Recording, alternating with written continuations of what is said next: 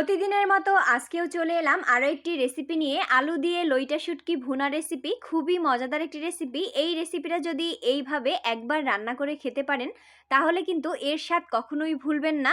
আর গরম ভাত দিয়ে যদি খেতে পারেন তাহলে তো বারবার খেতে ইচ্ছে করবে। তো ভিডিওটি না টেনে সম্পূর্ণ দেখবেন, আশা করি ভালো লাগবে। আসসালামু আলাইকুম, কেমন আছেন সবাই? আশা করি সবাই ভালো আছেন। আলহামদুলিল্লাহ, আমিও ভালো আছি। তো শুটকিগুলোকে আমি ভালোভাবে গরম পানি দিয়ে ধুয়ে পরিষ্কার করে নিয়েছি। এরপরে আমি শুটকিগুলোকে ভেজে নেব। তো চুলায় একটি প্যান বসিয়ে এর ভিতরে পরিমাণ মতো তেল দিয়ে শুটকিগুলোকে দিয়ে দেব। এই তো দিয়ে দিলাম। এখন ভালোভাবে এগুলোকে ভেজে নেব। এইভাবে নেড়েচেড়ে ভেজে নিতে হবে। এই তো ভাজা হয়ে গেছে, এখন নামিয়ে নেব। এইভাবে ভেজে নিলে কিন্তু খেতে খুবই ভালো লাগে। তো এরপরে আমি আলুগুলোকে একটু ভেজে নেব।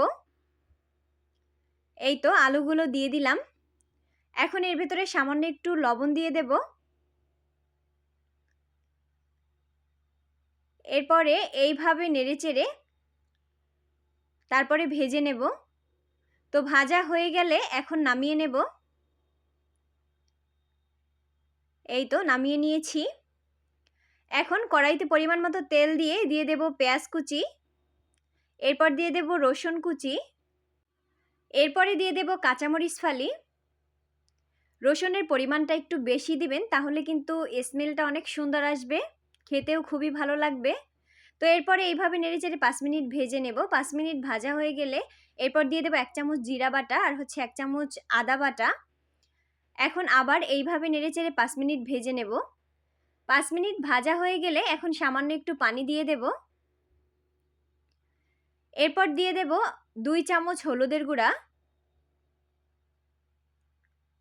এখন দিয়ে দেব 1 চামচ মরিচের গুঁড়া। ঝালটা আপনারা যে যার মতো দিয়ে নিতে পারেন। এরপরে স্বাদমতো লবণ দিয়ে দেব।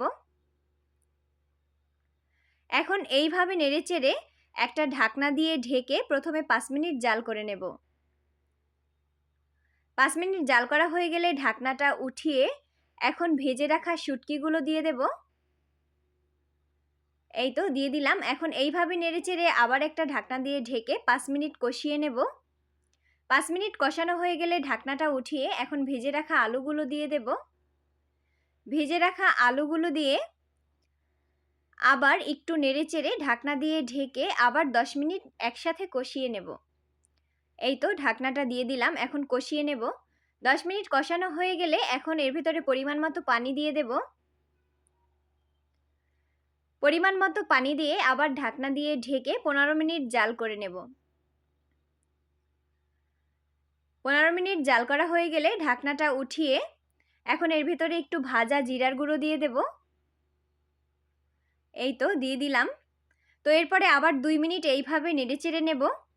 তো হয়ে গেছে আমাদের লইটা শুটকি ভুনা রেসিপি। আজকে আমার ভিডিওটা কেমন লাগলো সবাই কিন্তু অবশ্যই কমেন্টে জানাবেন।